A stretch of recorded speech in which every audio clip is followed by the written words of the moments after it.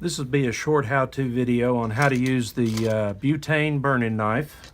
We'll be using a flat burn-in sticks and also using our burn-in lube. The tools required also include a soft cloth. The first thing I want to do is make sure that I don't have any splinters sticking up. If I do, I'm going to come in and trim these away with a razor knife, because I want to make sure that it's perfectly level.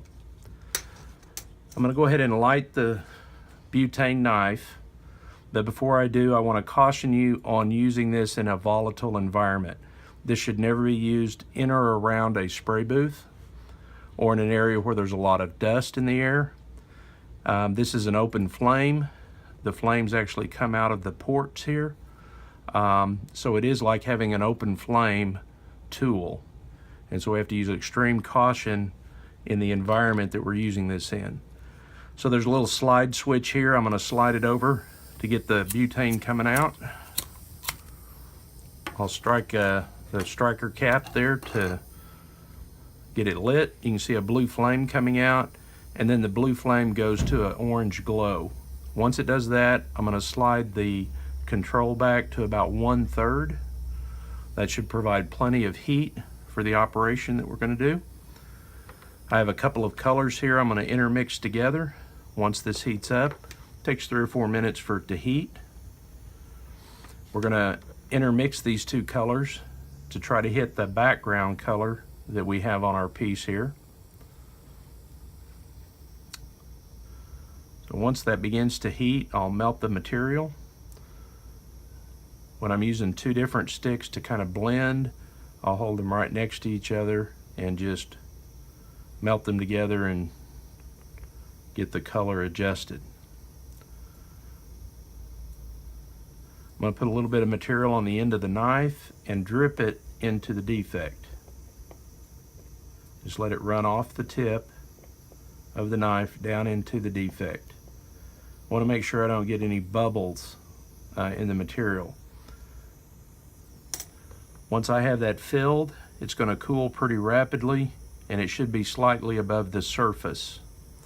I'll clean my tip of my blade off so I don't have that material just sitting there cooking on the tip. I'm going to take my burn-in lube and put around the defect.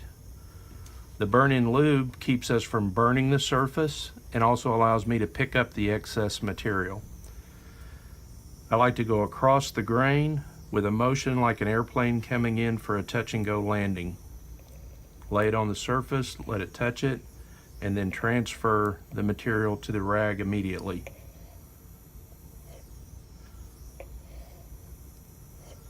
We should be able to get a perfectly level repair just with the heat of the knife.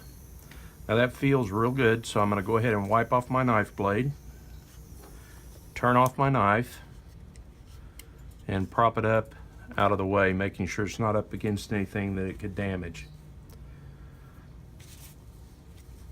Next thing I'll do is take a small piece of 400 grit sandpaper and lightly sand that area.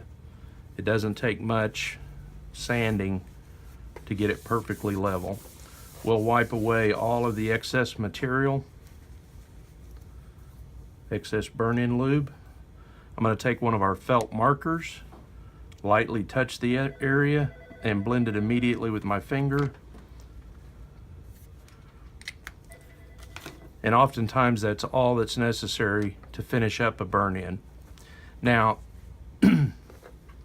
if I do want to put a clear coat over this, I can use any of our clear coats, but I want to put on light misting coats, never heavy wet coats.